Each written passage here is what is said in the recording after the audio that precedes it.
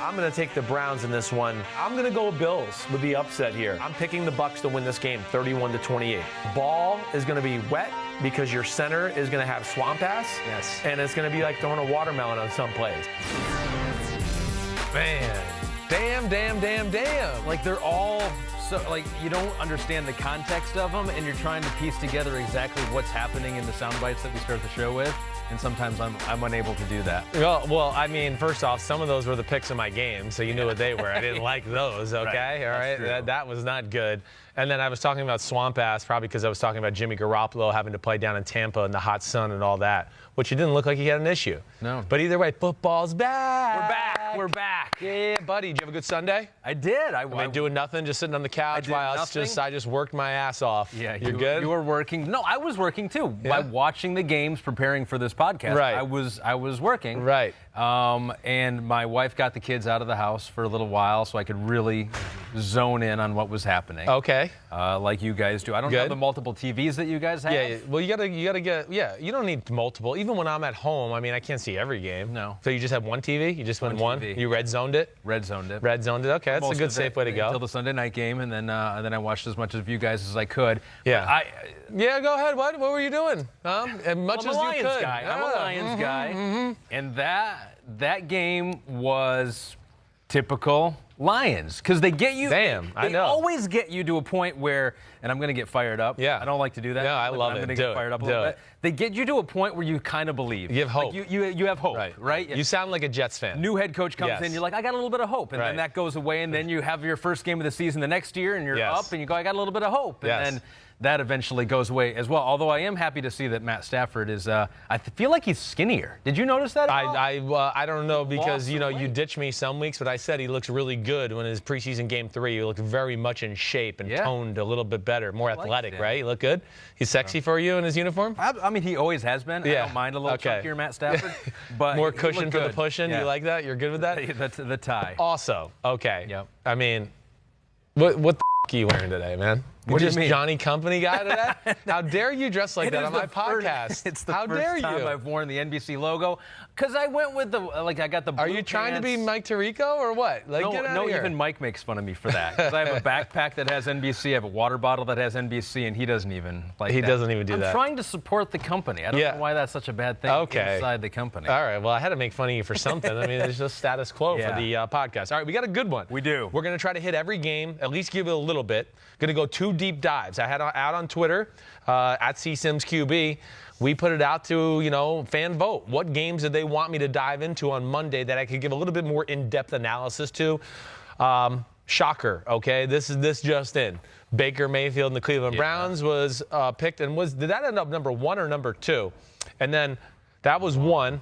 Everybody wants to know what went on there, and I feel like I got a pretty good feel with that. We'll give you a deep dive in a minute. And then number 2 was my homie. Yep. Whenever he plays, I watch Patrick Mahomes versus Jacksonville Jaguars. I thought you meant Gardner Minshew. Oh, I thought that was your funny. new homie. You're a funny guy. Yeah. So we got that. We're going to do a deep dive into both of those games, okay? Then we are going to do, I checked the rule book at some point where I got to rant about a few things. You looked through the rule book and you found some things. I found some things. Might not have been aware of. Apparently, they were not aware of some of the rules of football, okay? And then the other one we're going to do is, damn, okay. Oh. Which is just surprise players. Like, those are things that get said in the locker room when guys impress you or do something that you don't expect them to do. And it even happened yesterday with Gardner Minshew. I messed his name up. I'm choking to death on it.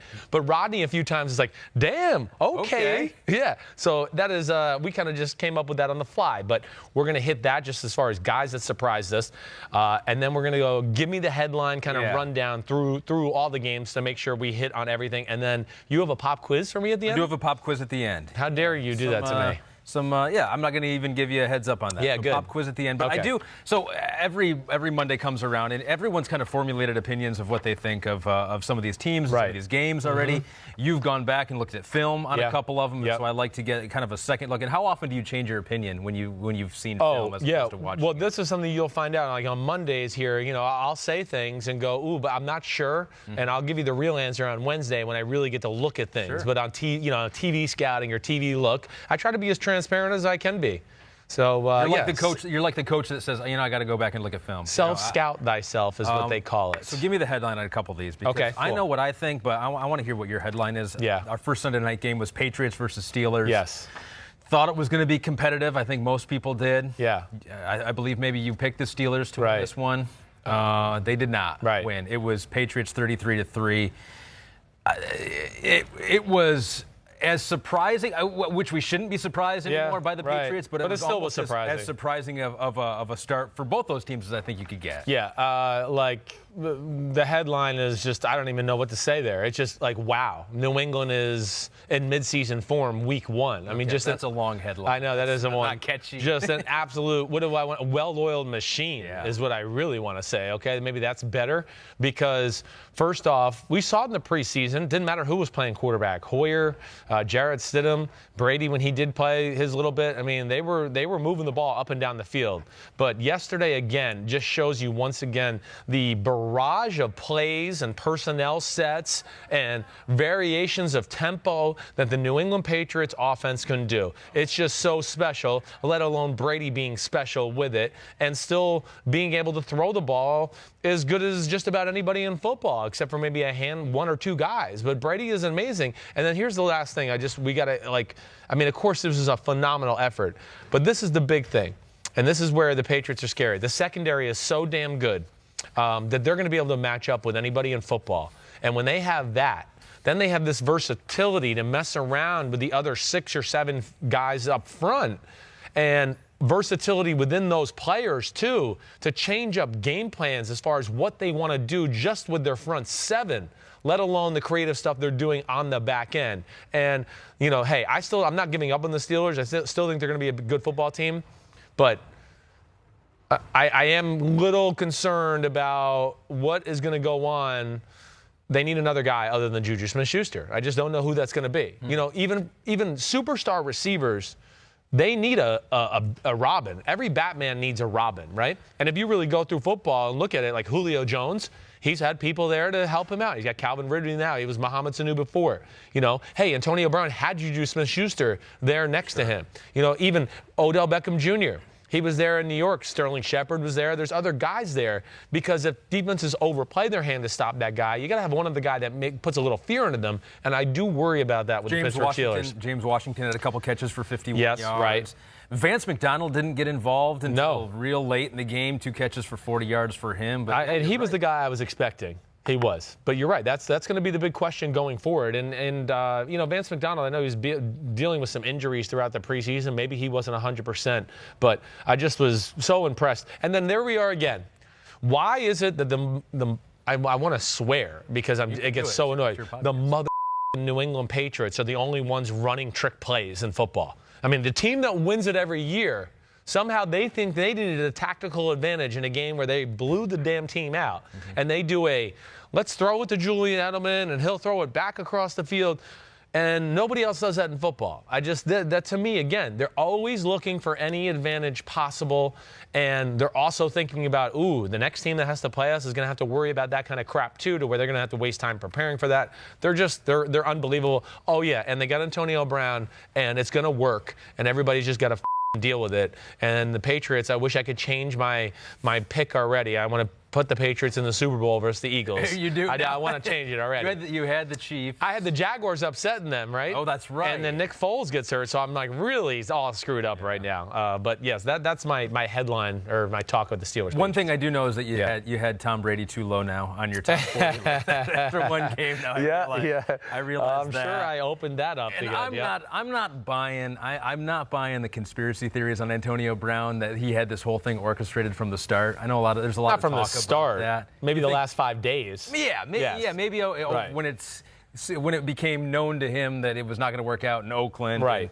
Then maybe try to get the wheels turning there. Yeah, no, there was definitely some inside job there. But who cares? It was an inside job for him to get from Pittsburgh to Oakland. That's what I want to tell everybody out there. I mean, he was trying to get out there. He had a plan to get out of Pittsburgh. And I'm sure he knew at that time when he was trying to get out and kept piling on the organization and Ben Roethlisberger that there was a team out there that was going to give him big money. And he knew John Gruden loved him. So that was the inside deal. The inside deal was going on then. And I think, yes, when things really fell apart last week in Oakland, he realized he didn't want to be there anymore. I don't know whether it's the Instagram part or the fact that when he found out they were going to take his guaranteed money away. But then he called Drew. Drew, he goes, start shopping me. And Drew starts finding deals. That's the way the NFL works. I don't want to hear this like, oh, New England tampered with the rules and shit and all that. It just, no, everybody does that. I'll give you that. Yeah. Within the last week, the wheels were in motion, but I don't think much before that. Right. So the Patriots looking like a Super Bowl contending team once again. A lot of that same buzz around the Dallas Cowboys as well right now as they won against the Giants 35-17. My headline for that one, Dak attack. Ooh, I like that. That's a nice one. But I mean, that's where it goes to. It goes to, let's leave it at that. I like the Dak attack, okay? Or Dak attack / Zeke. Who needs him when you could throw the ball like that? True. But that was an incredible performance. One, I mean, the Dallas Cowboys, the biggest question, and you've heard me say this, that I had about this football team was Kellen Moore, and then if the run game does not work, is there enough in that pass game schematically, talent-wise, at the receiver position to really make it happen? And I think they answered our questions. I saw some shifts and formations and motions and things like that I have never seen from the Dallas Cowboys. You've been wanting to do that for a long forever. time. And Kellen Moore, like, way to go, dude. I mean, seriously, that's a way to start your NFL career as an offensive play caller. I mean, you saw it. They were aggressive. They took shots down the field. They found the right matchups. But when you talk about Gallup, Amari Cooper, and then our guy Randall Cobb, that's a pretty good damn 3 wide receivers to go along with that O-line and still 2 good tight ends and Blake Jarwin and Jason Witten along with the running back situation. So, I mean, that was just unbelievable. The Cowboys, it just feels like they have an aura around them this year. When you see that kind of play and game and just confidence, they seem like they have the right leadership. That was really impressive on both sides of the ball. Yeah, Kellen Moore, that is the story. The former Boise State quarterback just turned 30 in July. Insane. So he'll be a head coach next year if this continues. I mean, probably. They ran play action more. Yes. Too. They ran almost 50% of the dropbacks for Dak were play action, second most in the NFL. This is numbers you're coming up with here? I looked up some numbers. Good thing. You look at you. I like it. Thank you. 15 minutes of research. That's again, I'm not a numbers guy. I mean, you're going to hear me say just by my look or by my eye, and I need somebody to back me up with the numbers every now and then because that's what it did look like. Play action out of the shotgun underneath the center. We saw a lot of different variations of it with different formations and personnel. They don't need a really overly complicated formula. They got talent. If they just give themselves a little bit of a schematical advantage, their offense could be as explosive as any in the league. Yeah, and Dak's going to get paid.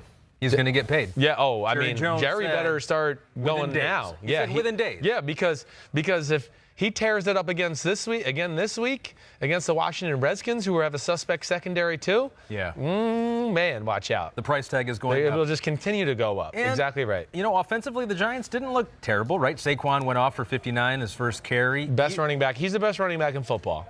Might be the best weapon in football.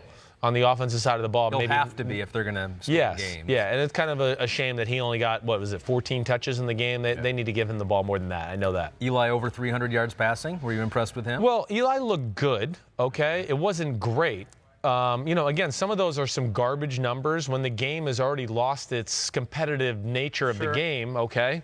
But I'm not ready to, give up on Eli yet and go, oh, gosh, we got to get Eli and the Daniel Jones era started. No, it's not time for that. And there certainly he wasn't the reason they lost yesterday. Now, again, there was a few times where it reared its ugly head once again of Eli, just stand there and wait. The guy's going to be open.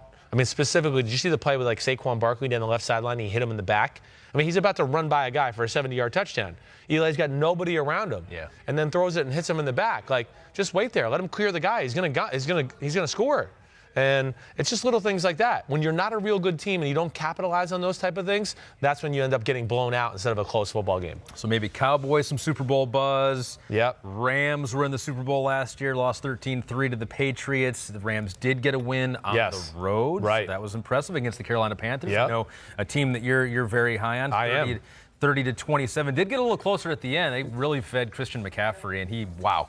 Talk about best all-around player. Phenomenal. You go Saquon, maybe I'll go Christian McCaffrey. But the Rams did get the win. What's your headline on that? Yeah, I mean, my headline here would be more of Carolina blows a chance to get the season off on the right foot. So you think it's more about Carolina? I do, and I don't want to take anything from the Rams because I know people think I'm a little bit of a Rams hater, okay? Yeah. And I'll do my best to be fair to the Rams. I promise you. I have no vested horse in this race. But when the game came out, okay, the Carolina Panthers, they're going right down the field. DJ Moore fumbles the ball when they're in field goal position, and everything's looking great. Then a few series later, Cam Newton's going to throw a little wide flare route to DJ Moore once again. Ball got tipped at the line of scrimmage, but they called it a backwards pass, and there was never an angle to say, ooh, that definitely wasn't. It looked like the ball went forward a little bit before it hit the guy's hand, but there was no clear angle. So the Rams recovered it on the 4 or 5 yard line. They scored a touchdown there. So the Carolina Panthers really put themselves in a bad spot, let alone Cam threw a bad interception as well. And that's what you get sometimes when you don't play preseason football. And Jared Goff wasn't great either that way. But the Rams with Gurley, and this was the big difference in the game to me, Ahmed, is the Carolina Panthers got to find a way to play man-to-man on 3rd and 4 or less. There was the Rams won 1st and 2nd down. So they had a lot of 3rd and 3s, 3rd and 4s. And if you're going to play zone against good offensive coordinators, they're going to find a way to exploit the zone somewhere and get an easy, oh, it's 3rd and 4? I got a perfect play to get 5 yards against the zone defense. Yeah. Oh, it's 3rd and 3?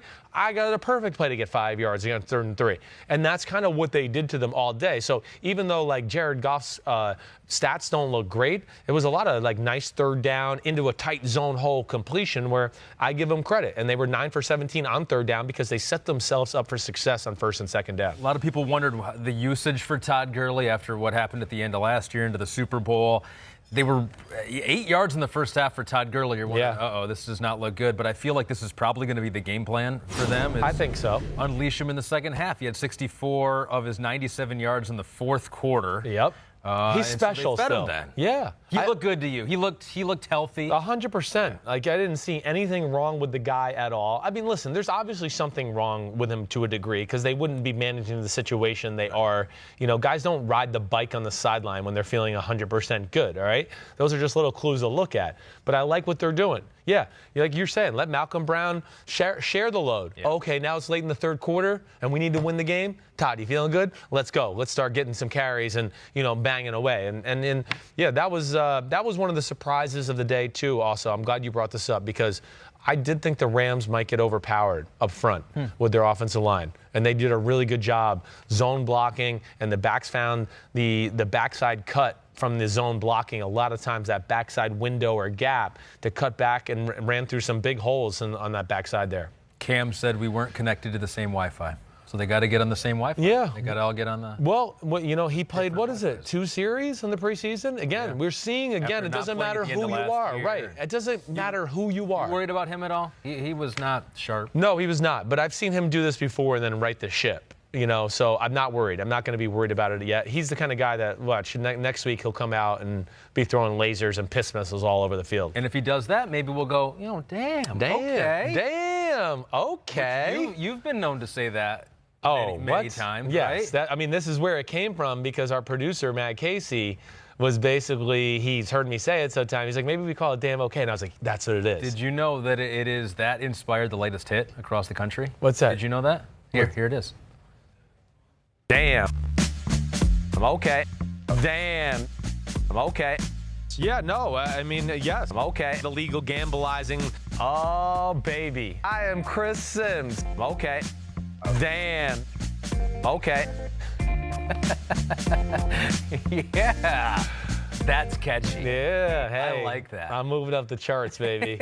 Damn okay. Damn okay. All right. I'm gonna be saying that all day. I hope it's in your head. Good. Use it so much that it will no longer be funny in probably 2 weeks from now. But okay, damn okay. Yeah. So these are players that you looked at and you knew they're good, right? Yeah, right. You got respect for them, but then they showed you a little something extra. It's a little something extra, okay? How about in that tie that I was talking about that got me all hot and bothered at the top of the show with the Cardinals and the Lions? Kyler Murray, first game as a pro. Yeah, first off, the first 3 quarters I went, damn, this offense is shitty.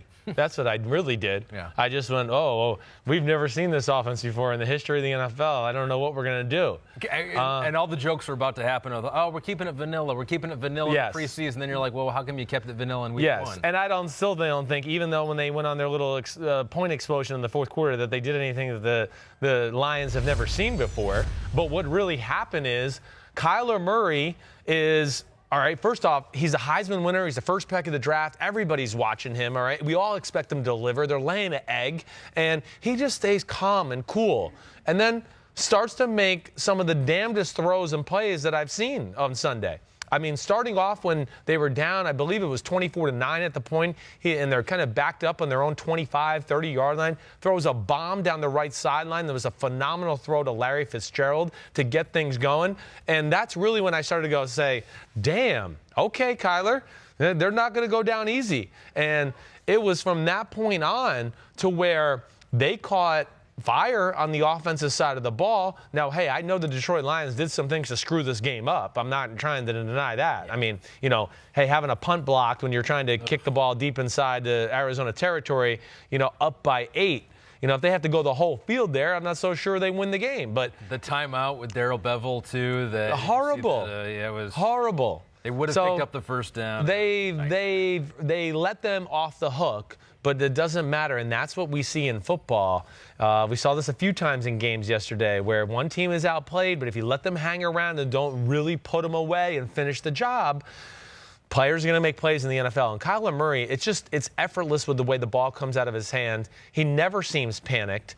And whether it was that throw that I just talked about, the touchdown down the seam to David Johnson, the game-tying touchdown to roll out and throw it to, was that Larry Fitzgerald that caught that? Yep. The two-point conversion, which was tightly covered, and he didn't even flinch out to the left to Christian Kirk. I mean, he didn't flinch. He just said, I have to throw it on the outside edge of his body and hit the bullseye? No problem. Zoom, did that. And then makes the amazing throw in overtime with Larry Fitzgerald again down the left sideline. So there was a number of times yesterday where I said, damn, okay. And it's so funny, if that fourth quarter doesn't happen, it's maybe the opposite. I'm going. First week jitters. Right. He threw exactly the ball right. 54 times in this game. I know. 54 times, 308 yards. Didn't really run that much. No. 3 times for 13 yards, but Kyler Murray. His gift is this, too.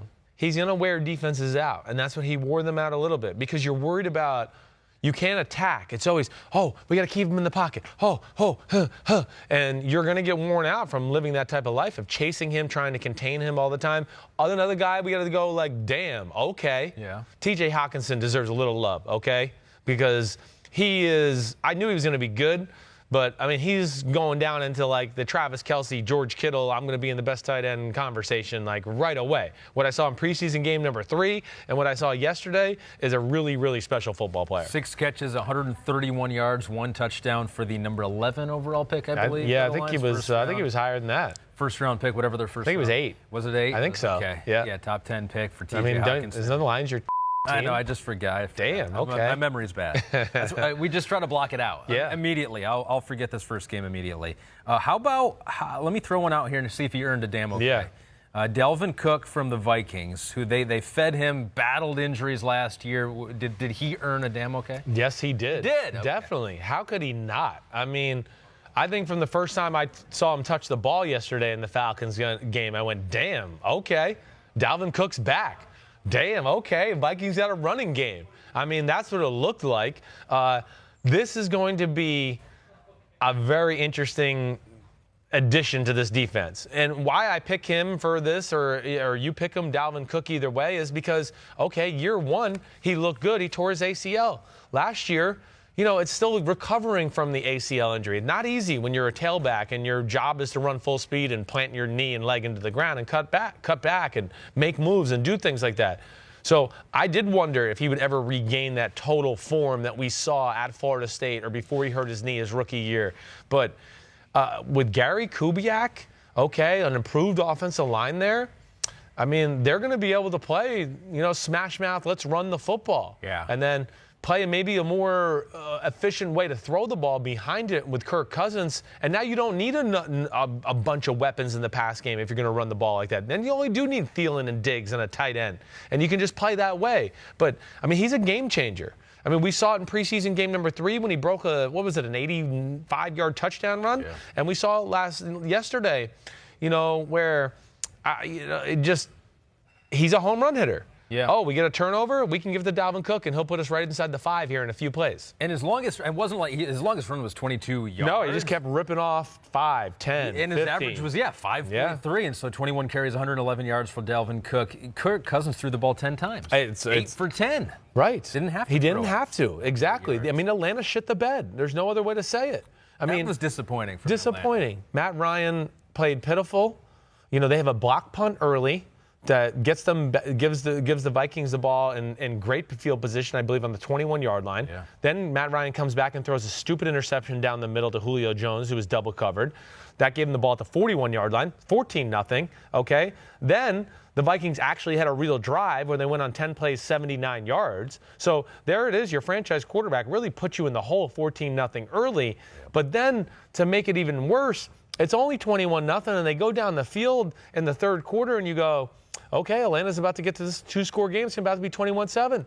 And he gets pressure on a bootleg and throws it back into the corner of the end zone and gets intercepted to a guy that was at no point open. And that really ended the game right there, because then Dalvin Cook and company ripped off a few other plays and went down and made it 28-0, and that was night-night Atlanta. Yeah, I mean, it's 28-12. It almost seems like, maybe it was 28-0. Worried about Atlanta. I'm worried about Atlanta, Ahmed. I really am. Line problem. And they lost their starting guard today, their first-round pick from Boston College. Lindstrom is going to have to get surgery, I think, on something, his foot, his leg, either way. I was worried about their offensive line before yesterday. Now it's like, danger. So Vikings, Dalvin Cook still damn okay. I got a damn okay. Yeah. Andy Dalton in Seattle in the rain, 418 yards and 2 touchdowns. What? I hear you. Damn okay. He deserves damn okay. Okay, Andy. Without A.J. Green. Without A.J. Green, which would have been really scary. The Bengals, first off, he deserves a damn okay. Zach Taylor deserves a damn okay, Zach. I see you, because I questioned your damn offense and whether you should be hired.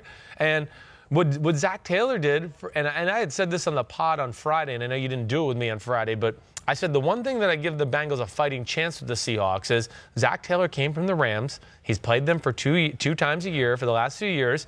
So he's got an understanding of what kind of plays give that Seattle defense some issues.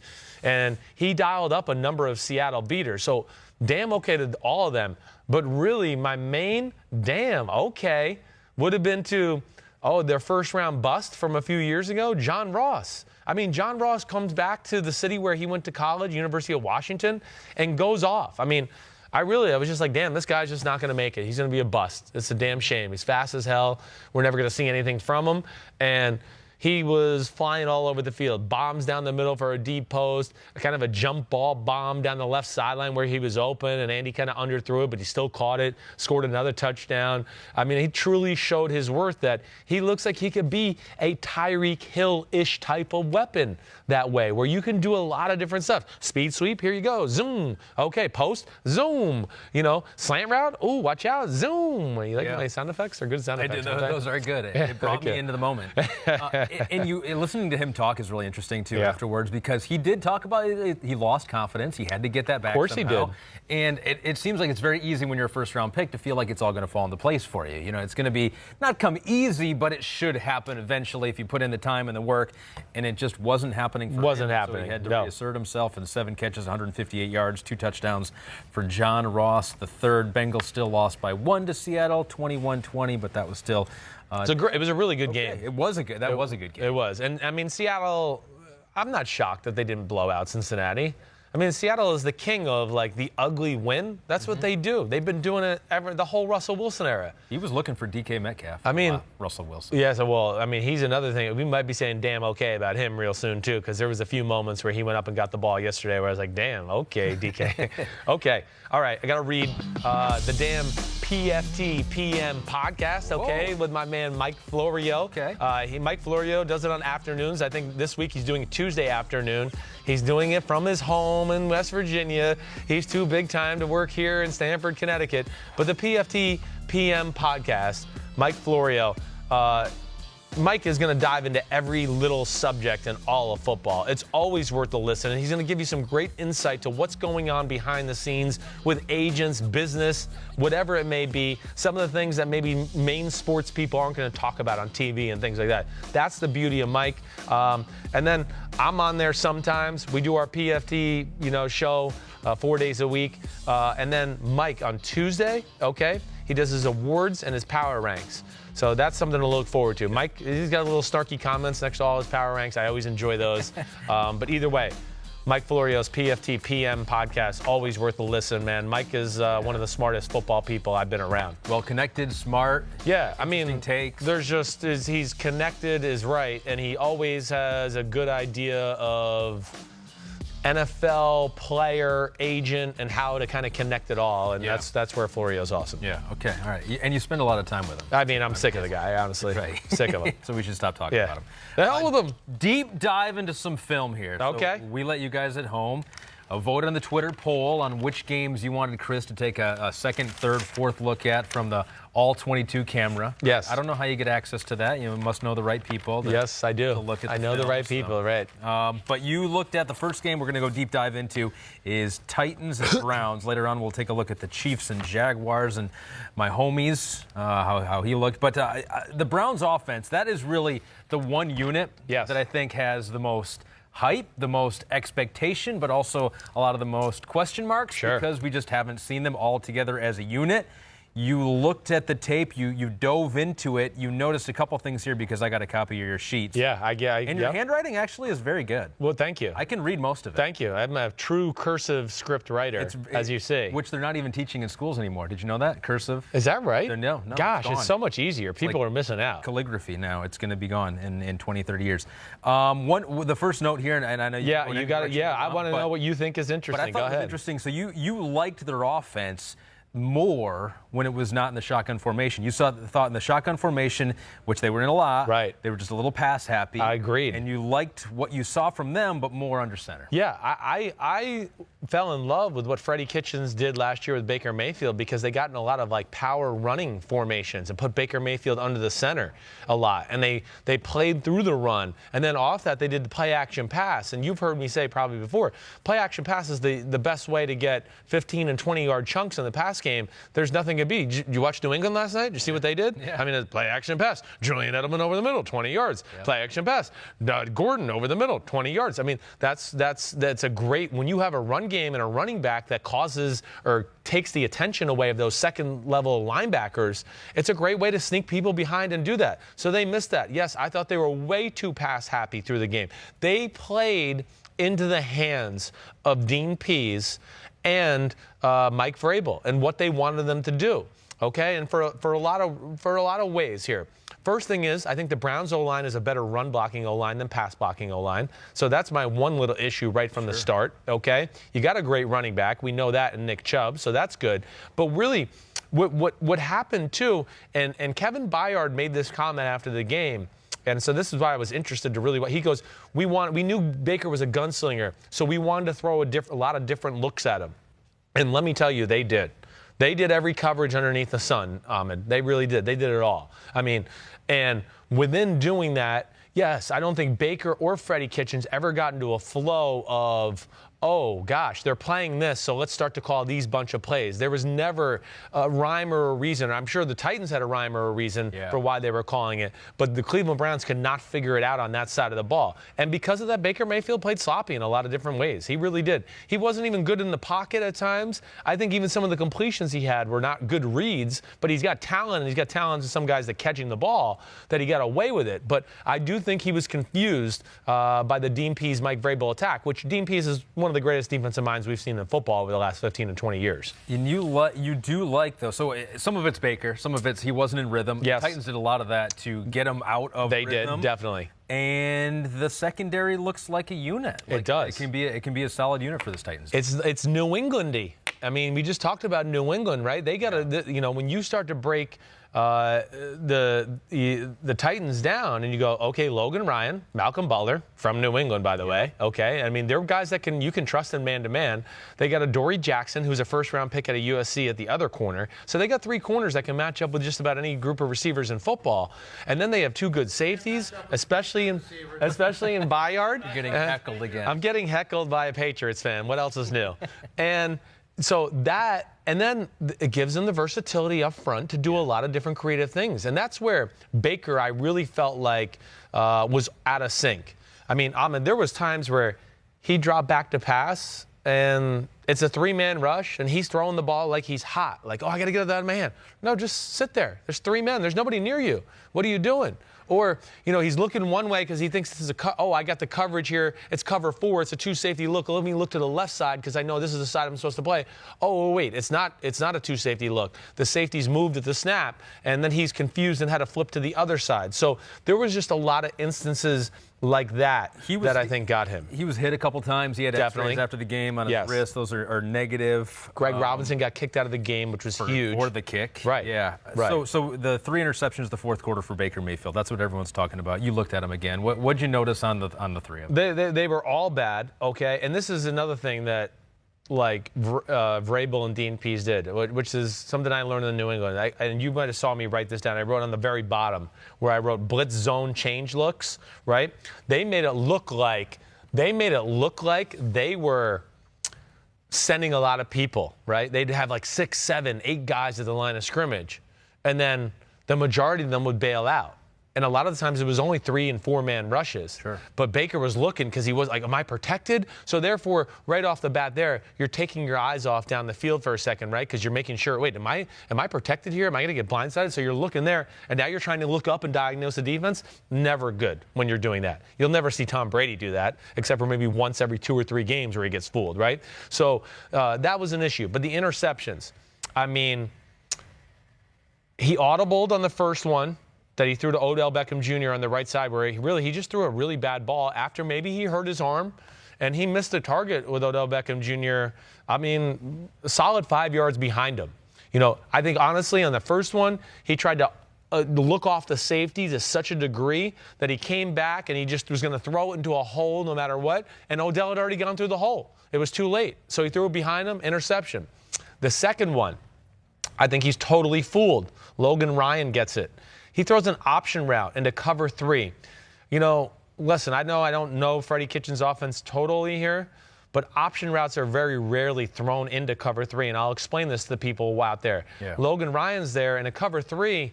His job there was to be in the curl flat area, to go outside.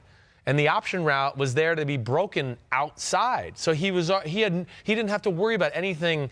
If the receiver went inside, there was other people there to take it. So Logan Ryan had nothing to worry about other than, I got to get outside here. And Baker Mayfield kind of just locked onto it and threw it. Logan Ryan gets the pick. And then on the last one, he throws a ball to Jarvis Landry over the middle, who's running like an under route, 5 yards straight across. And they're playing their you saw me write it down, T2 Tampa, right? Yep. With a spy. They're dropping people. They're playing Tampa 2, and they're dropping an extra guy to kind of spy Baker Mayfield and just cloud the underneath throws. Well, he's got a real quick window, and he throws it to Jarvis Landry like before he comes out of his break. But Jarvis Landry's not expecting the ball then. And not only that, the ball was behind Jarvis Landry too, to where he sticks up a hand, the ball gets popped in the air, Malcolm Butler catches it, runs back for a touchdown, game over. So it was really just a sloppy day by Baker Mayfield. It almost sounds like you're saying poor decisions and poor throws. Yes, it was like a combination. It was a little combination of both. It wasn't like a great decision, but a poor throw. Yeah, it was a little bit of both. Yes, I mean he could have got away with some of those. He has gotten away with some of those sometimes, where he makes a bad decision and you just go, well, damn, he just threw a rifle and he didn't matter. He got it in there. It doesn't matter. But yeah, it was a little bit of both. Certainly, and I want to see the Browns get back underneath the center and run the football. Dean Pease and Mike Vrabel aren't going to call these defenses if you're in power run sets. That's really what I want to tell you, because think about it this way, right? If you're a defensive coordinator, you want to call this cool blitz or this cool defense, and I'm going to blitz like 4 people off the weak side. Well, What if he calls like a strong side toss in a power formation? That gives defensive coordinators a heart attack. They go, well, I got 5 guys on the weak side. Now they're outnumbered me by 3 people on the front side. And he just tosses it to Nick Chubb, and he's got 4 lead blockers, and all of a sudden it's a 70-yard touchdown. That always calms down aggressive defensive coordinators when you get in those heavy run sets. And I think really they played into their hands being a little too pass happy, too shotgun happy. Freddie Kitchens, very good. Final 8 games last year, offensive coordinator, got that team rolling. That's why he got the head coaching job. Has never been a head coach before. They had 18 penalties, 182 yards. He's got some things to clean up. It's going to be a tough job for him with a lot of high expectations in Cleveland for the first time in a long time. You were also high on the Browns defense. And there were some questions on the Titans offense going into the year. With Marcus Mariota, was this going to be his team? Is he going to get that extension? This could be his final year in Tennessee. A lot of good things. You also noted a newcomer in A.J. Brown, the Ole Miss wide receiver. They got him in the second round. And so Titans O is a headline with Marcus Mariota. Yeah, that was a positive first game. A really positive first game. I mean, guys like A.J. Brown, yes, who you go, wow, okay, because he was hurt on the early part of the preseason. We didn't get to see a lot of him. He comes out in week 1, I mean, and I wrote down in my notes, I mean, he's a bigger, faster Jarvis Landry. That's what he is to me. Wow. That's what he looks like. That's a pretty big compliment. Yeah, I mean, he's physical and he gets the ball in his hand. He's hard as hell to tackle. He can run through arm tackles and he can break your ankles. That's where. And then I'll even say this, as compared to Jarvis Landry, he probably has a little bit more straightaway speed than Jarvis Landry. So when you go to the Titans offense, first of all, not only do they have 3 tight ends that are legit, and Delaney Walker, Jonnu Smith, and then 85 is like McCoy Pruitt or something like that, who they use as like an H-back. But then when you go Humphrey as the slot receiver, Corey Davis is the other one, and A.J. Brown, you start to go, damn, they got a little talent here. They didn't even use Humphrey that much. No, they did not. They did not. They went a lot of heavy tight end sets, right, and really put the Browns in some mismatch issues there. But running the ball was phenomenal. And Mariota didn't let the game get away from him. Arthur Smith, the new offensive coordinator there, they didn't ask Mariota to do anything outside of his comfort realm. They just trusted their overall game plan. It was a true marrying of game plans. Okay, we're going to confuse Baker and not let up big plays, and we're going to run the ball on the offensive side of the ball, take a shot or 2 off a play action pass, and have a screen or 2, and get creative. And that's where things kind of change too. What'd you think of that screen? Because obviously such a huge play to Derrick Henry, 75 yards or something like that. And he almost dropped it right away too. They threw it to him. He bobbled it for a second, which has been a question with Derrick Henry, but he caught it. And he's got the weirdest running style, I think, of anyone. I know. It almost looks like he's running in slow motion, but no one can catch him. Because the strides are so damn long. I mean, he's a giant. If you saw him in person, you'd be like, oh my gosh, how do people ever tackle this guy? I mean, it's one of those kind of things when you see him. But screenplay was phenomenal. The game's 15-13, okay?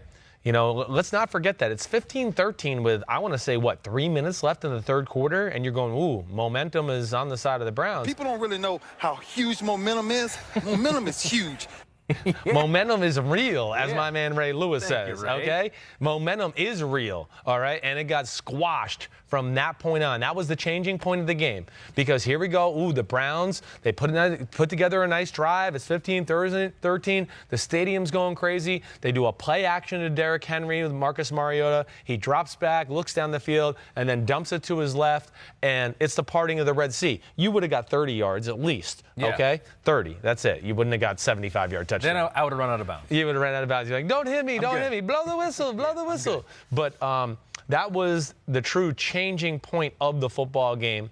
And, hey, they not only a good play, they caught the Browns in the right defense, and Greedy Williams didn't stay home. Greedy Williams is playing a cover 3 defense and followed a deep crosser a little too far across the field, which allowed then the Titans O-lineman to kind of out-leverage him on the outside and just basically have a wall of people in front of Derrick Henry as he ran up the sideline just straight for a touchdown, and then followed that by Baker Mayfield interception, and the game just fell apart from that. So it's 15-13 late in the third quarter. Browns get the ball back. He throws an interception, gives him the ball in the short field, and all of a sudden it's 29-13 and no time, and it's like, oh crap. We were probably too low on the Titans. The Titans, they played that win in your in game. Yes. In the final game last year versus Indy. Right. They lost it, so they were almost a playoff team last year.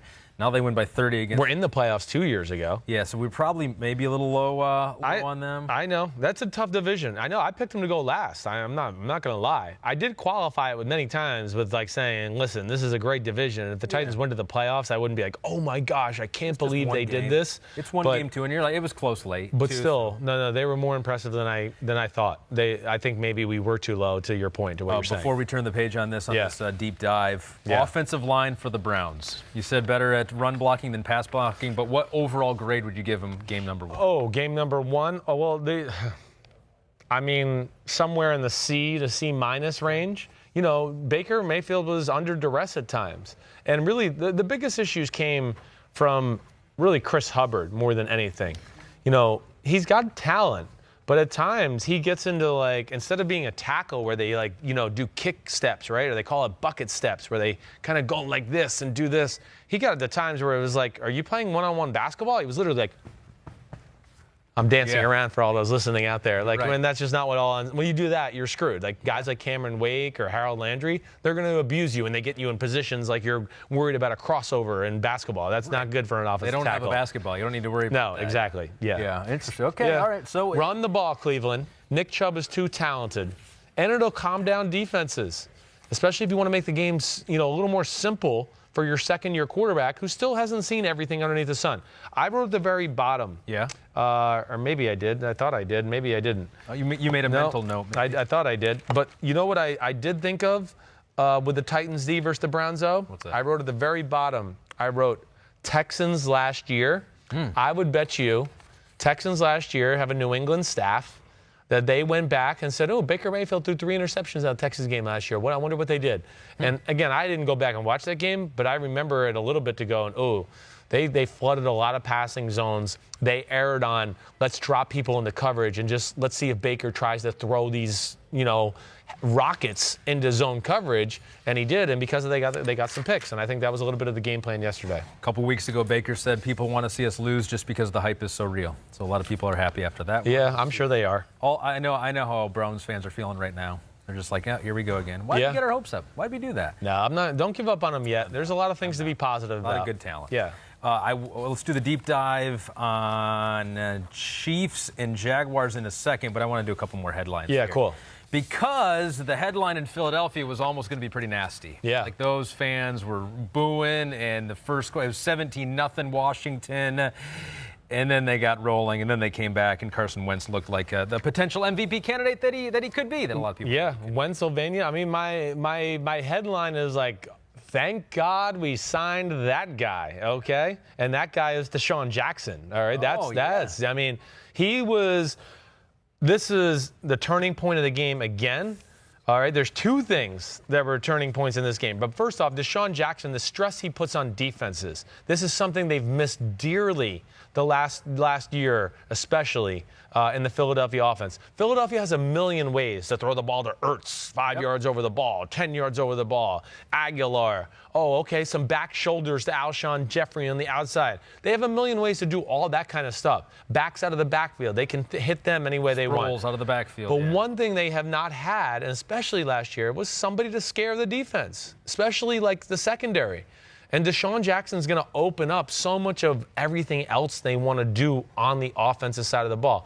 Let alone Carson Wentz is a phenomenal deep ball thrower. So, yeah, they got in the hole early with some bad defense. Bad tackling on Spider 2 Buckeye with Vernon Davis, who gets to run up the sideline. Okay, then they let McLaurin, Terry McLaurin, the fast kid from Ohio State. He runs a post down the middle. Yeah. No safety there. I don't know exactly what happened. Probably quarters coverage. I will let you know Wednesday when I do my deep dive in the film. Spider 2 Buckeye? You threw that Spider up. 2 Buckeye. You've heard of like John Gruden, like Spider 2 wide banana. Oh, right. Yeah. Well, it's a very similar play. Somebody is still running the banana, but then there's 2 crossers on the inside too, with the fullback in the flat, just like Spider 2. And that's what Vernon Davis was, the fullback in the flat. Okay. If you go back and watch the play. Yeah, so we called that Spider 2 Buckeye in our old Gruden offense. And I would think Jay Gruden still calls it Spider 2 Buckeye. Huh. But that's what he got it from. Interesting. And I don't get the Buckeye reference. Yeah, because it was something back in the day the Buckeyes used to do it. And that's where John liked it. And he goes, I'm going to call this. That's really where he named a lot of his plays, like that kind of stuff. I like that. Yep. So, yeah, but that point, DeSean Jackson deep, right, on the first deep touchdown to give them 7. before the first half was over to make it 17-7. But then momentum is real, okay? Reared itself again, okay? People don't really know how huge momentum is. Momentum is huge.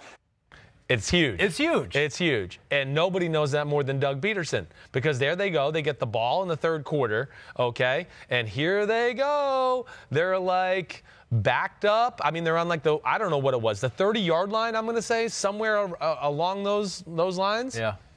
And, 4th down and 1 on our own 30. No big deal. Stay out there, Carson. We're going to go for it.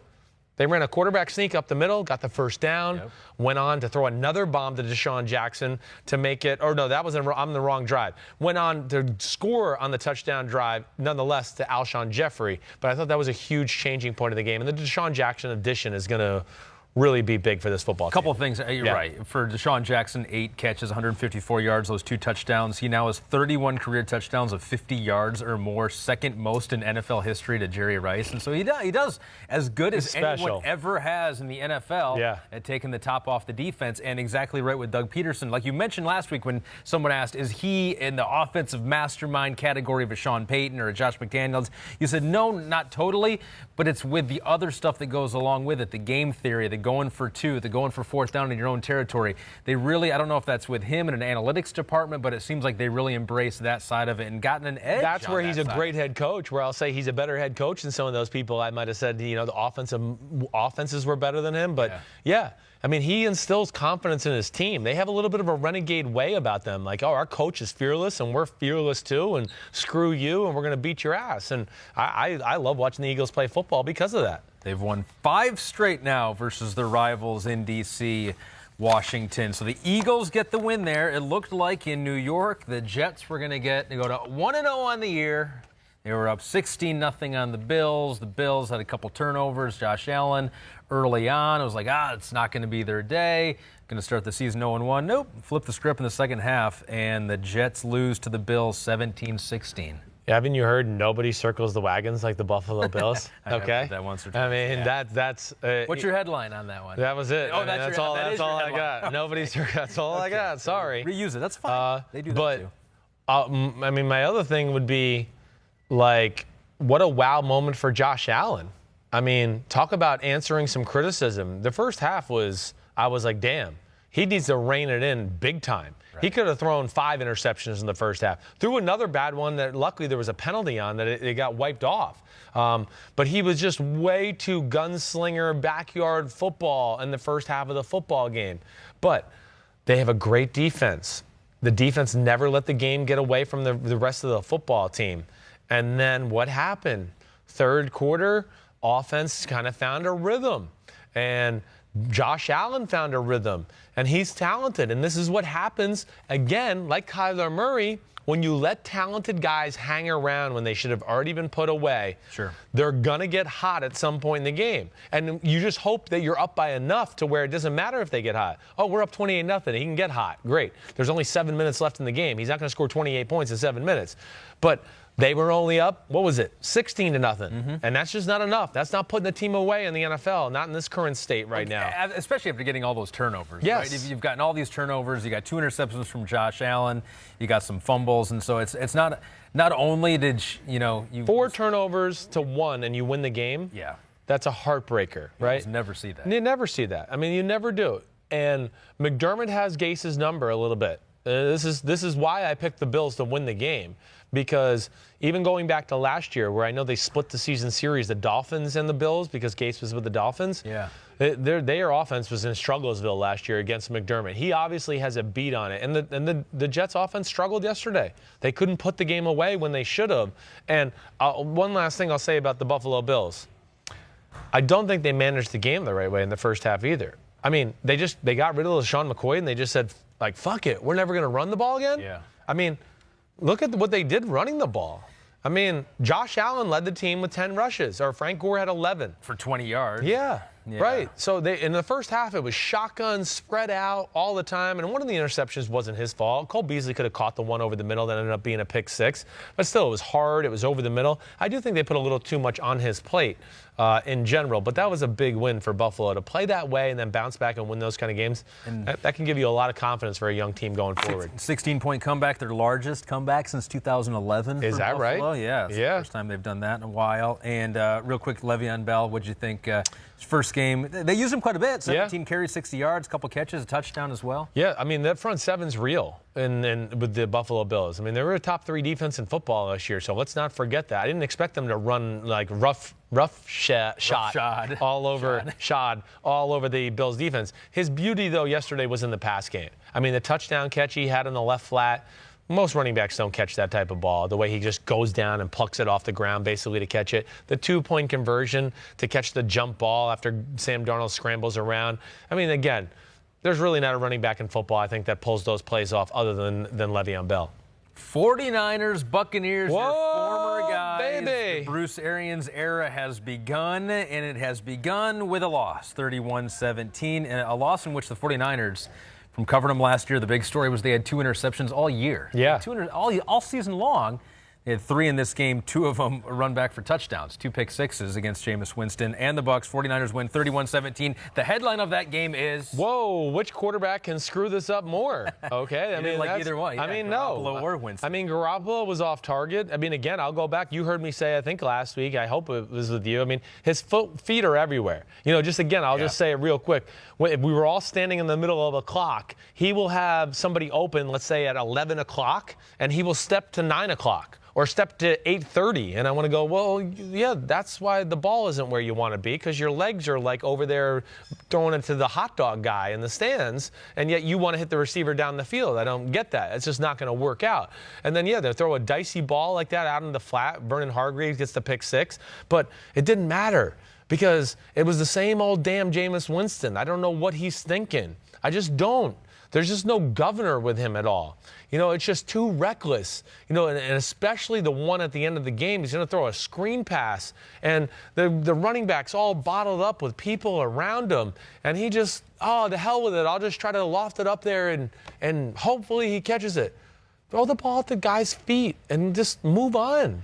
Like, come on. It just did not look good. I feel bad for him because his good is some really good. But his bad is really horrible, and he's going to have his ass on the bench if he continues to do this. And from shit. hearing you talk about Bruce Arians' style, a lot of times having the quarterback hang in the pocket, we've seen it with Andrew Luck, we saw it with Ben Roethlisberger, now we may see it with Jameis Winston. It is extend the play, try to make something happen at the end of it. Yes. I don't feel like that's going to help Jameis, get rid of these moments that we've seen so much in his career. Not enough easy completions in that offense. If I was going to complain about Bruce Arians, hey, I don't care who you are. I mean, you saw Tom Brady last night. They found ways to get let's get him off in a good rhythm early. And you looked at it and you were like, damn, people are just open. And he's throwing the ball 4 yards and they're getting 10, and he's throwing the ball 6 yards and they're getting 20. It's just that's what a good OC does. And yes, for me, it's too much of always we're looking for the big shot down the field. And if you're always preaching that and practicing that, then you do get used to that as a quarterback, and you start to just always think, oh, let me get ready, let me get cocked and ready to throw that ball down the field, and you do stupid shit. But that 49ers defense, it's good.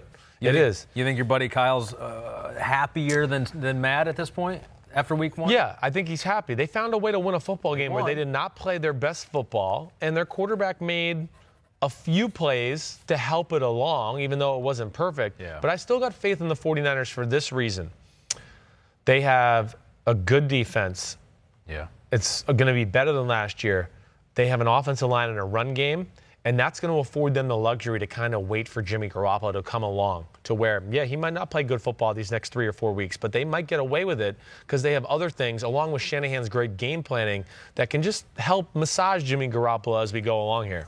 49ers hope they have their franchise quarterback in Jimmy Garoppolo. Still some questions there. The Colts no longer have their franchise quarterback in Andrew Luck. He is retired. Phillip Rivers from the Chargers still there, and it was the Chargers 30-24. In a game that Jacoby Brissett, he kept them in it. He did. The Colts were in this game up until the end. A lot of offense. Your headline of Chargers Colts. Damn field goal kickers. Okay? Yeah. I mean, Adam Vinatieri left 7 points on the board. Did. Yeah. This is strange. Very strange. You know, to miss an extra point, to miss a 29-yard field goal, and I don't know what the other one was. I'm going to say it was like in the 40s something. It wasn't like it was a bomb like from 58 yards or anything like that, okay? But, you know, I think overall in that game, it was about what I expected. I expected this to be an up and down and, you know, exciting football game in general. Overtime? Yeah, went to overtime. Jacoby Brissett answered the question for me of whether he can be clutch and bring them back late in the football game. He did that. T.Y. Hilton was phenomenal. And the damn wall. They built a wall, okay? The Indianapolis Colts built a wall. It's called their offensive line. Oh, yeah. And they can smash mouth people in the run game. Well, Marlon Mack, 25 carries, 174 yards. You never heard that before, huh? You didn't like that wall one? No, I haven't heard that one. That was the first time. Have you used that Do you before? know? Yeah, I have. Do you know who's going to pay for that wall? Who's going to? Chargers again? Jim Irsay. Oh. Yeah. I got it. Got him. I got it. Okay. Yeah. Yeah, but it's true. Yeah. They ran the ball well. Jacoby Brissett's going to need that. What do you think of Austin Eckler and Justin Jackson? They both had 58 and 57 yards respectively. Right. Eckler had the touchdown. Look at Eckler's receiving. 6 catches for 96 yards and 2 Yeah. touchdowns. If you're Melvin Gordon sitting at home, you're like, oh, that's not great. No, I wish Melvin would just come back. I really do. He doesn't have any leverage to stand on. They're not going to trade him unless they get some offer that just absolutely blows them out of the water. I do think he would help that football team. But, yeah, you could see why they're not panicked, right? I mean, you saw enough to go, yeah, those guys are pretty damn good. Eckler's dangerous. I mean, what he can do in the pass game and then some of the runs he had late in the game and in overtime to win the football game, that's why they feel good about that situation. Yeah, it might not be Melvin Gordon, but they're not going at such a drop-off that our team's going to fall off earth here. And if you feel that, then you say, well, let's trade him and get something. If we feel okay with what we have at running back, it's not Melvin Gordon, but we feel okay with it. I know. They're drawing a very concrete line in the sand. I think the worst thing they can do is just sit on him and have him sit out the whole year and not get anything for him. Yeah, no, I'm with you. Or I'm always rooting for the player. I just want him to come back and collect the checks he's supposed to get. Yeah. I mean, come on. There's only, you know, they're right now they want a first round and something else to get him, and that's just not going to happen. Did you say a concrete line in the sand? Yeah, I was waiting to see if you caught that. I was just wanting to see. Between the wall and the concrete line, it's just I got you flustered. You didn't know what to say when I said the wall thing. You were totally like, oh no, I have my NBC shirt on. Are they going to get mad at me here for a rough shot in there moments ago? Right. Like, I don't get any Keeping of that you on your toes, all right? Yeah. Keeping you on your toes. All right, Peter King podcast. All right, that's every Monday. Football Morning in America column each Monday. And then he does a mini podcast of Football Morning in America as well. Okay, Peter reads snippets of his column, goes a little deep dive and talking points and things he's heard around the NFL. And then Peter is on PFT Live with me and Florio every Tuesday, okay? We have a three-way on live TV. Yeah. It's a threesome on live TV. I caught that. Yep, okay, good. Just wanted to make sure. But John McDonald's laughing. I just wanted to make sure you laugh. But come on, Peter, like Mike is connected in a different way throughout the NFL. Peter has great access to players and coaches. I mean, he's a star media guy. Therefore, he gets all the big stars, whether it's for interviews for his column or his podcast. Check that out. Peter King, Football Morning in America column each Monday. Deep dive. Bam. Jaguars. Bam. Game that you guys wanted Chris to take a second, third, and fourth look at. Of course, we want to look at the Chiefs' offense. Of course. Could be a historic offense this year with the MVP at quarterback, who everyone said, 50 touchdowns. Well, there you go. You're not going to do that again next year, but he's still going to be pretty good. Well, he might do that again. Oh, I've been calling it. I've been saying it's going to be 50 plus, just so you know. Well, he's well on his way. I mean, we'll see. He only has 47 more to go. Yards at halftime. Yes. A little hobbled at the end of the game. Yeah, a little scary. A high ankle sprain, but played through it and is going to keep playing through it from what we've heard so far. You've looked at the tape, and it's obviously a lot of good stuff from Patrick Mahomes. But there is one quote you have here that you wrote down, and I'll read it verbatim except for a couple bleeps. Mahomes putting a effing display on throwing guy. Moments in the pocket, subtle but awesome. Yes. Where the hell did I write that? I'm trying to look where the hell I read it. Subtle. Subtle. Yeah. Well, with 2 underlines. Mahomes putting a display on throwing to guys is what that was supposed to say. Yeah, that was it. But I just said throwing guy. Okay, I was hurried. I didn't quite know what that meant. Yeah, because he makes throws where we take it for granted at this point. It's just like routine because we're so used to it, and he spoiled us to such a degree. But, there's just little plays like one of the first drives, might have been the second drive of the game. I'm trying to recall in my brain. He's got Travis Kelce on a deep cross, okay? And A.J. Bouye is following him across the field. He gets a little pressure. He kind of moves up in the pocket while he's also running to the right and just, flicks the ball 30 yards downfield and puts it right on the money to where Travis Kelce gets to catch the ball, doesn't even break stride, and gets to turn up the sideline, and A.J. Bouye just barely clips his feet to tackle him. Yeah. But that's the special stuff. Then he has another throw. A few plays later, he's throwing an in-cut down the middle where there's guys all over him, and he literally throws like a jump hook pass, Ahmed. He does this as he's kind of running up in the pocket, and he just does this because somebody's here and he can't throw it the normal way. And it's just, bam, 20-yard laser down the middle, no problem. And he makes it look so effortless. I just sometimes don't think we give it the credit it deserves for how awesome it is. But he was awesome. Andy Reid, thank you. That's where we got to go. I mean, it's the Andy Reid. I'll read the quote there. Go ahead. Andy Reid, effing awesome S. Yep. Effing awesome S. So here you go. Yes. Andy is flooding the zone, attacking the rules. Right. That was your note. He's picking apart what the Jaguars want to do. A Jaguars defense that you thought is probably extremely one of the talented. top 3 in the NFL, maybe? Yeah, definitely. I mean, talent-wise, it is. I'm still not going to back away from that. But here's my problem. And anybody that has listened to my podcast in history, when you only play 1 or 2 defenses, and now Andy Reid, who's famous for off of bye week wins or first game of the year explosions, because if you're just going to play 1 or 2 defenses, then he's just going to go, I got a whole offseason to sit here and tinker with ideas because I know I'm going to get this defense 90% of the time.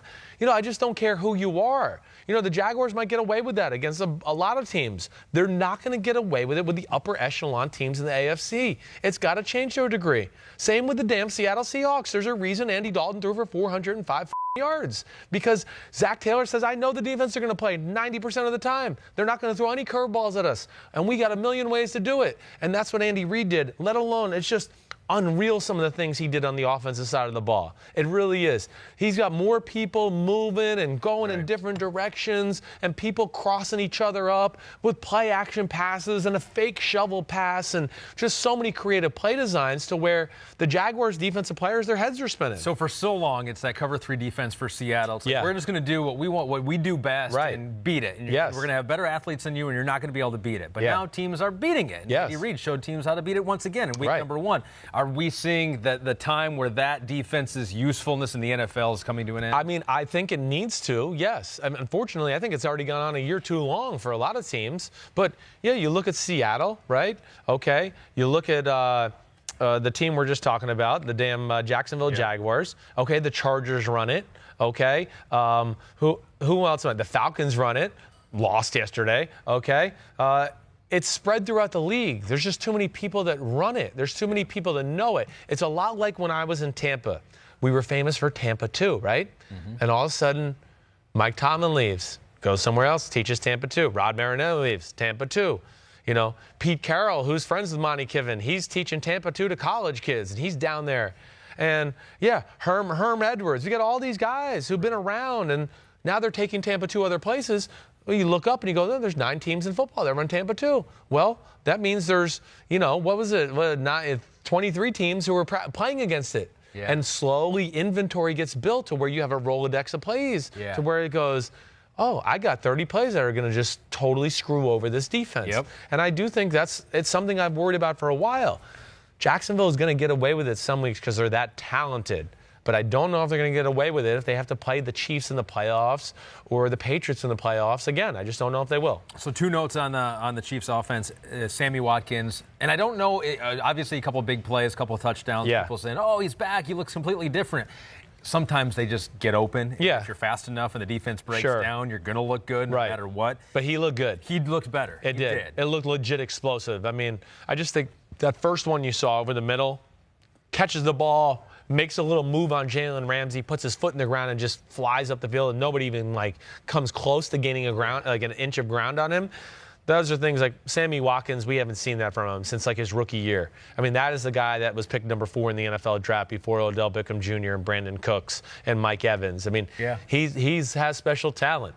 I mean, he really is. He's one of those guys, I'll say it. When I was working in New England, DeAndre Hopkins was coming out in the draft, and everybody loved DeAndre, but everybody kept going, man, who is that other guy? Is he coming out in the draft? And that was Sammy Watkins, but he was a year behind, but he wasn't eligible. He's special that way, and this offense can be really special, and Mahomes can break more records this year if he can stay healthy, and then, of course, Tyreek Hill will get back and healthy. Although, will Mahomes retire the no-look pass now? That's the question that I have, because he tried it again to a wide-open Travis Kelce, right?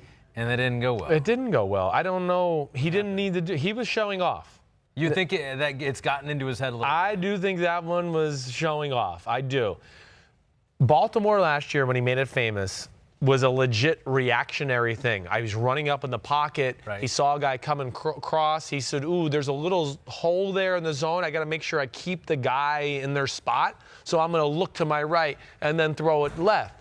This one was, oh, he's so wide open. I'm going to look cool on NBC highlights tonight and Football Night in America and do it. And there was just no need for it. And he airmailed the ball 5 feet over Travis Kelce's We showed head. it. We still showed it. Yeah, right? well, yeah, we did. But, you know, just come on, man. Don't be silly. Don't be costing your team games and stuff like that, you know, doing that. You only need to do that when it comes, like, natural. Don't make it preordained. Can we switch over to the Yeah, Chiefs and LaShawn McCoy looked really good. You like LaShawn? What? He's the... What? LaShawn McCoy looks better than any running back the Buffalo Bills have. Obviously, it was a price tag issue there.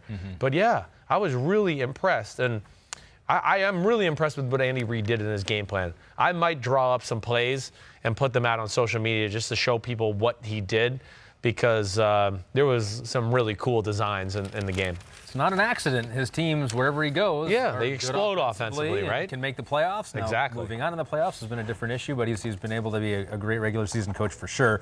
Jaguars offense, the Nick Foles era is off to a rocky start. Broken clavicle for him. Expected to be put on the IR. I believe that'll keep him out until week 11. They put him on the IR officially. I did. Yes. Okay, so that means the Gardner Minshew show. Right. And I had to look up a little bit on Gardner Minshew because they traded for Josh Dobbs, so you know that, the Jaguars. Okay. So they got the depth. Got some depth. Need another guy that they can depend on there, because the only other guy they had was on the practice squad, so they weren't going to bring him up and put their season in his hands. But then Gardner Minshew, who we talked a lot about the draft-eligible quarterbacks coming into the draft, did not talk really, I don't think, once about Gardner Minshew. No, we did not. Was the 10th of 11 quarterbacks taken in the NFL draft, 6th round by the Jags. Started his career at community college, then went to East Carolina. Then his final year as a graduate student went to Washington State with Mike Leach there. Broke school records, was the Pac-12 Player of the Year. But thought maybe a little bit of a system quarterback. Haven't really heard of him that much. And then he goes out there, goes 22 of 25, 275 yards, and 2 touchdowns when Nick Foles goes down. Yes. What'd the tape look like on him? It looked pretty damn good. Yeah. I mean, it's a blessing in disguise a little bit. He got to play so much in the preseason. Was he better in the preseason than I expect him to be? Yes. Was I still concerned about their backup quarterback situation, given the fact that he's a rookie and he's never played in that type of offense or anything like that? Definitely. I know there was a podcast that me and Dad talked about it, where it just went, ooh, that's a dicey situation. The Jaguars, a team that are ready to win now, and if Nick Foles goes down, he went down, and now he's in. Now, he was not in over his head yesterday, and they have talent around him there in Jacksonville. He's more athletically gifted than I gave him credit for, even in the preseason. Really? He really is. Yeah, sometimes preseason's hard because you're playing against backups and third stringers, and you go, ooh, is that throw really, really realistic when starters are in there and things like that? You don't want to give him too much credit. Right. Yeah. But I saw enough yesterday to make me feel good about it. Now, they can't be like, oh, Minshew, we need you to throw the ball 45 times a game and throw for 400 to win. Like, that's not going to happen. But if they can get healthy on the O-line and get Cam Robinson back, because they're going to be able to run the football. That O-line is still good and overpowering there. And then, their receivers. When you talk about Marquise Lee, okay, D.D. Westbrook, DJ Shark, okay, they can all go, and their weapons, along with Chris Conley, who came from the Jacksonville Jaguars. That's not a bad damn group right there, to where they should be able to manage some offense. Now, they're going to have to manage him to a degree a little bit. They might not want to be as freewheeling and just in the shotgun as much, but if that defense and run game can come along, he's certainly athletic enough to make some plays, and his arm is good. It's legit. It's a good arm. I'm not going to say it's one of the 10 best arms in football, but it's like middle of the road NFL starting good. I bet you his arm's every bit as good as Nick Foles, okay? Now, Nick Foles' greatest attribute is his size, like we saw in the game. He can stand in there and, Chris Jones is hitting me. Oh, it doesn't matter. I'll still throw it 40 yards on the money for a touchdown. Yeah. That's a gift there. But either way, I'm not giving up on Jacksonville with Minshew at the helm. Okay. So, and by the way, he's the first quarterback from that draft class to play in a game, NFL game, because Kyler Murray hadn't played yet and Daniel Jones hadn't played yet. So, Gardner Minshew leading the charge was the first guy out there from that quarterback draft class. So, having said that, though, with Gardner, I do know from looking at your notes here that you think a lot of people say the Chiefs, if they can outscore the other team, that's what they had to do last year. But you think that the secondary has a fighting chance this year. I do. The Chiefs' defense is different. It jumped out to me from get-go. First of all, the scheme is more sound. There's no blown assignments yesterday in the football game. That's encouraging. My issue for anybody that's listened to me on my podcast the last few years with the Kansas City defense was so many blown assignments through the years. Guys not sure what to do. Or, even in the AFC Championship game we saw last year. I mean, Brady's about to snap the ball, and the linebacker and the safety are looking at each other talking. And the play's going on, guys. Turn around. Like, Brady's about to throw it, and they're still, communicating. That tells you too much shit was going on that defense. So Spagnuolo, I think the scheme and then the personnel fit they have there, which is it's as good a secondary as they've had in a long, long time. Honey Badger, the kid from Virginia in the second round, 22. I'm blanking on his name right now. Wait, hold on. I got their damn roster right here. What the hell is his name? Juan Thornhill. Okay. He's a freak of nature, but then you got Breeland, Kendall Fuller, okay, on the outside, and Charvia, let me say his name, Ward, number 35, okay? Charvarius Ward. Yeah. It gives them a chance, is what I'm saying. And then up front, they're big. I mean, Chris Jones, Nandi in the middle of that defense, Frank Clark. It's rare. Hey, they have two play up players. What did you think of Frank Clark? Frank Clark, he got that interception off the tip pass. Got that, caused disruption. Where he's great and where he's going to be an upgrade, especially over a guy like D Ford, is Frank Clark's a beast in the run game. Yeah. He messes plays up. It's not going to go on the stat sheet, but there's a lot of times where the tight end's in the backfield and the running back had to run the other way because he goes, whoa, I can't go over there. The blocking's been dominated, and Frank Clark is responsible for that. That's a good thing. Him and Chris Jones is it's up there for two of the better defensive line tandems in all of football. So, how scary is that, right? You got an offense that you're facing in the Chiefs that could score 40 every game, and then you got a defense that's no slouch either. Their defense is never going to look as good as it is anyways, right? Because everyone knows when they play the Chiefs, they're going to have to push the envelope a little. Yeah, that's true. So you're going to run plays where you're just going to go, we don't really like to do this, but this other group on the other side can put up 50 on us, so we got to make sure we kind of keep pace with them a little bit. It doesn't matter who your defense is. Tyreek Hill hurt. That's a bummer on the offensive total side bummer for the Chiefs. A sternoclavicular joint injury. So something in the shoulder there is jammed up. The sternum, apparently. But no surgery, so hopefully just a couple weeks for Tyreek Hill. But you think that they can weather that storm with enough weapons on offense, obviously? Yeah, I do. And then you'll see the addition of Mecole Hardman into the offense more this week to kind of supplement that. He didn't do much in the game. It didn't look like he was really a part of the game plan in general. But I think once Tyreek Hill went out, he got involved. He was in there more, and I would think they're going to have a few things for him this week as far as getting him the football. So Chiefs are who we thought they were. Yeah. Jaguars, even without Nick Foles, don't write them off yet. I'm not writing them off yet. I'm not. Okay. All right. Yeah. I like that. That was you cool? You good with that? Did we empty the notebook right there? I think we did. We got all of them. Yep. You got a couple plays diagrammed here on the sheet, but I feel like on a podcast it's harder to. Yeah. Well, I think maybe I'll draw them on the for social, for YouTube, something like that, where I'll show everybody a few of the creative things that Andy Reid did. I'd like to see that. Yeah. So I do know we haven't talked about the Ravens and Dolphins. Mm-hmm. Lamar Jackson goes off, and the Dolphins didn't quite have a game plan for him. Yeah. Well, this is a little segment that I would like to call. I checked the rule book. Okay. Yeah. I checked the rule book. Oh, so you went back. You have a rule book. I did. I went back and I was like, let me go through this. Wait, let me see, because I watched the Dolphins Ravens and I just wanted to make sure. Let me just make sure I'm not getting the rules wrong. Right. And I wanted to make sure. And I went back and looked, and you are allowed to put a safety in the middle of the pass defense. You can do that. You can. I was a little confused after watching that game yesterday. I was like, damn, are safeties not allowed to play in this game? Yeah. Do we have to put all 11 guys within 10 yards of the line of scrimmage and put our corners on an island on a 53 by 100-yard field where you just go, oh, yeah, cover the best athletes on the planet, just run around with them, and nobody will help you. No problem. So they could have done that. Right. I mean, they could have. I mean, and I checked the rule book, and funny thing is, you can play a safety deep back there. It's amazing.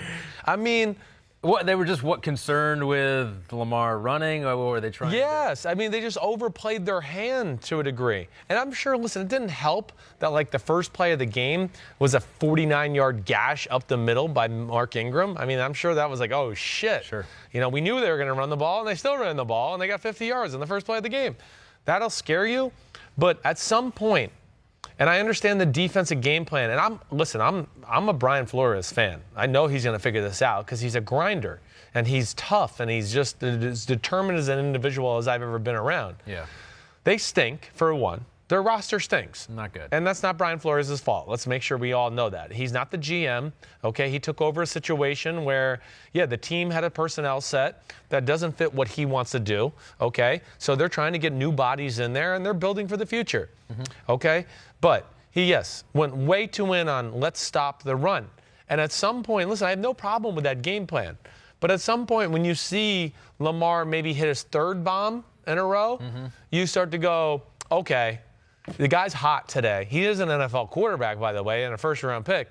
Maybe he can start to hit these guys wide open down the middle of the field. And Lamar Jackson, I'm sure, was a little disrespected by the way some of these defenses lined up, where he was like, are they really going to play this against me and let me just have a receiver with free access just run down the middle of the defense? And with no pressure. A lot of times they're standing back there with no blitz. No, and they have no great pass rush there in Miami either way. But that was as bad of a bludgeoning as I can ever remember on an opening day. And it's hard to know who are the Ravens. Do we really quite know yet? No, probably not. But it was impressive. And they were the team that had 50% of their passes were play action, so they were trying to keep them off balance, and they had run against them. So they were another team, 50% of their passes play action. Them and the Cowboys were both right around 50%. Did you look up anybody else, or did you just know those were the only two that I saw. Okay, that's all right. Sorry. I just was wondering. It's because I do work, and then you want more. See, I shouldn't have done it at all. How dare you? Why'd I do that? Okay, one more read, okay? Because I am. And then a pop quiz. Oh yes, that's right. I'm so good at pop quizzes. All right, the Mike Tirico podcast. I mean, he is freaking Mike Tirico. All right. I know. He's only the greatest announcer on earth right now. All right.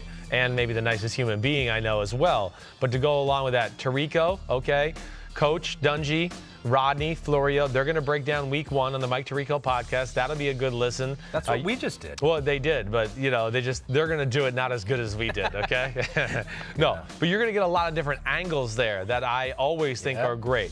I mean, Tirico, he knows a lot about what's going on in the NFL. He knows a lot of people, so he knows the little storylines that are going beyond the scenes. Dungy's going to give you the coach look. Rodney's going to give you the defensive, game plan and who's the physical team look. And then, Florio's going to jump in and throw out some conspiracy theories and probably crap on a few players along the way. But they break down week 1. That's available on YouTube. Always a good listen. I mean, come on, those 4 guys, they're my homies. That's worth checking out. Mike Tirico podcast. We're always very complimentary in the promotion. I hopefully not podcasts. Too. I want to take a few shots. No, I think next week we do the opposite. We just rip them. Just go the whole time. Okay, why not? Let's just do it. We'll agree to do that. I don't even think I can do that to Tirico. I know, Mike. It's hard like to find something. He kills you with kindness. It's just absolutely kills you. I can't even talk trash to him. We'll find something here. Okay, speed round.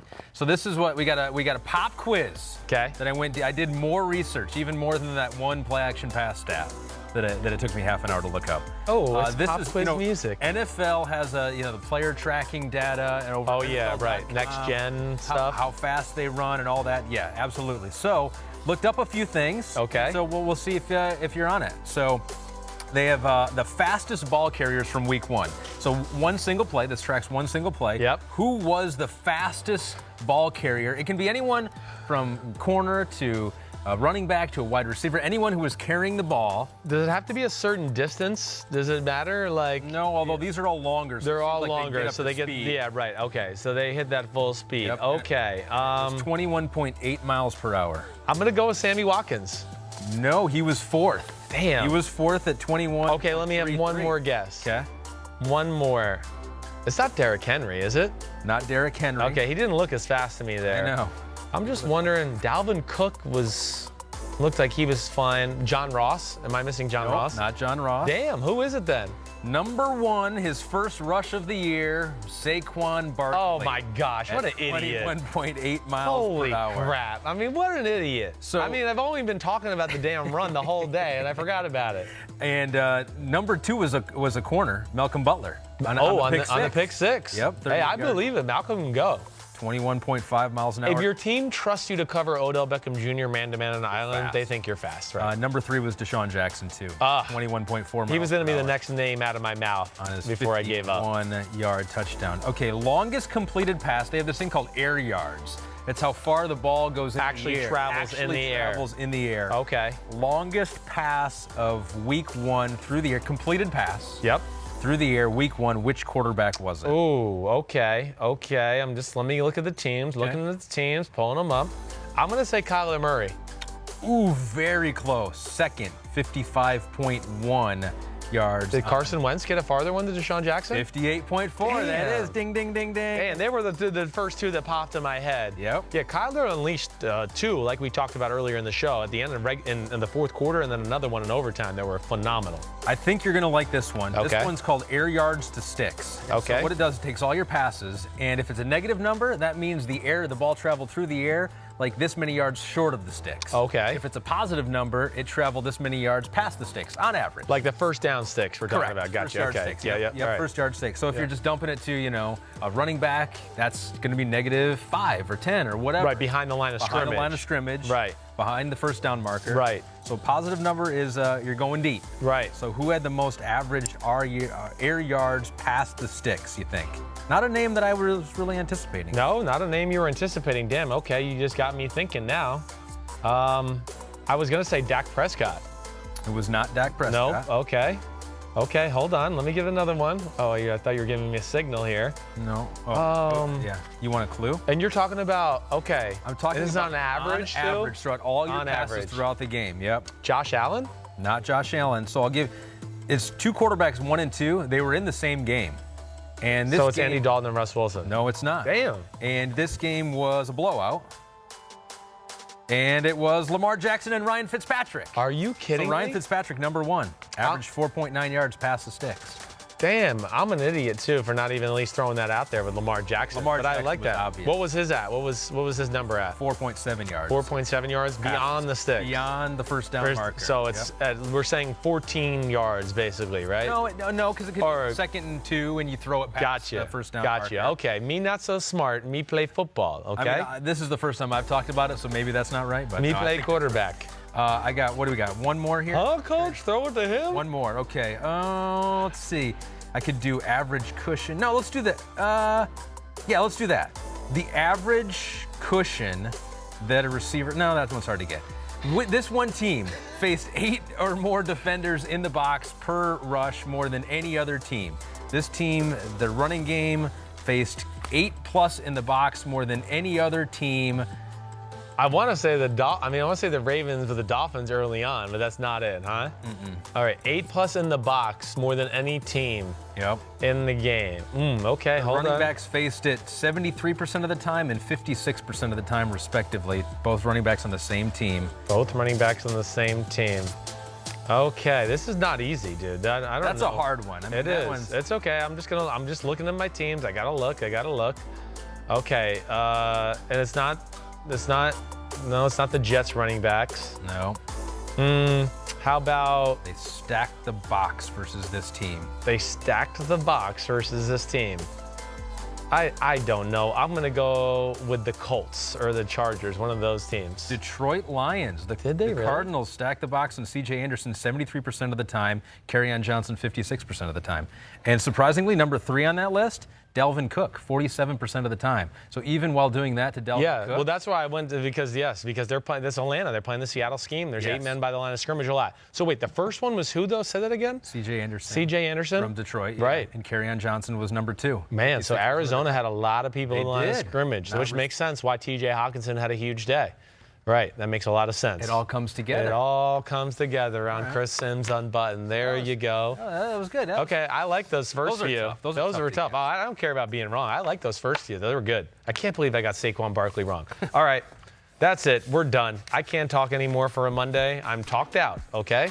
Thank you for coming and doing this as well. Yeah, absolutely. I like it. Don't ever wear that shirt again. Sorry okay? Or take the logo. I'll just take the logo off. No, don't ever wear that shirt again, okay? Don't you dare come on my podcast being Johnny Company Man ever again, okay? I got it. Okay? Wednesday, Paul Burmeister going to be here. We're going to do deep dive, the notes. I'm planning on having the big effort here on Wednesday, too. Okay. That's what Big Phil does. Wednesdays, he's finally working again, so maybe he'll have a clue what's going on in the NFL.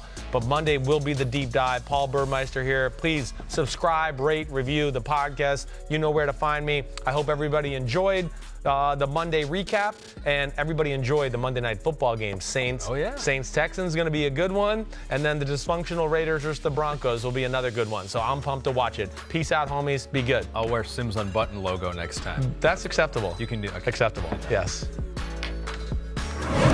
And make sure to go by quarterback of the future. People don't really know how huge momentum is. Momentum is huge.